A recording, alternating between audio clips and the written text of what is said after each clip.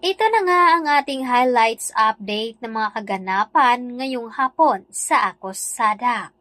Mukhang kinakabahan na rin itong si Leah sa posibleng gagawin dito ni Dennis dahil naikwento na nga dito ni Carol sa kanya ang pagkakita nga dito ng kamera sa kanyang toys na ibinigay ni Dennis. Kaya natatakot nga itong si Leah at baka daw ay pati siya ay mapahamak lalo pat hindi pa nga nagpaparamdam ang kanyang ama na si Wilfred.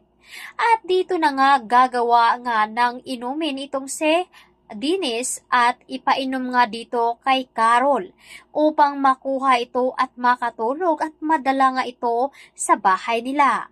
Ngunit iniimbitahan nga ito ni Dennis itong si Carol at hindi nga alam dito ni Dennis na dito na nga makakakita si Carol ng ebidensya doon sa sinusunog na mga gamit dito ni Joy.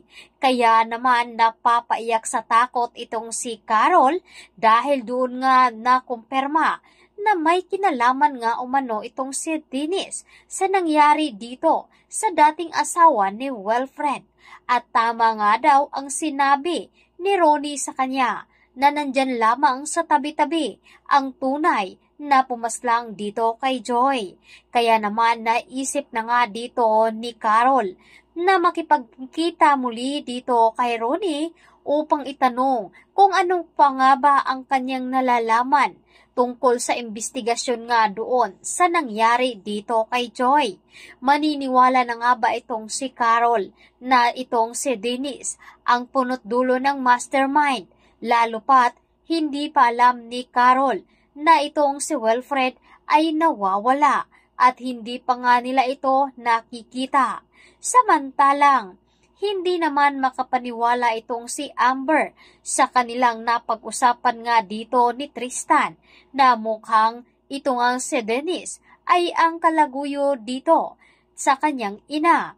Hindi nga sinabi dito ni Amber na matalik na magkaibigan nga daw itong si Dennis at ng kanyang ama at malabo nga daw na gagawin ito ni Dennis sa kanyang pamilya. Ngunit pinipilit na sinabi dito ni Ronnie kay Amber na maniwala lamang ito dahil kakaiba nga daw ang mga ikinikilos ni Dennis lalo pat sa mga sinasabi dito ni Ronnie sa kanya. Kaya biglaan nga itong sinaktan.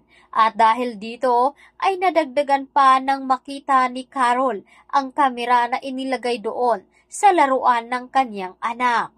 Kaya ito ang dapat nating tutukan ng mga kaganapan dito lamang sa pinakamalapit at pinaka-exciting sa Akosada.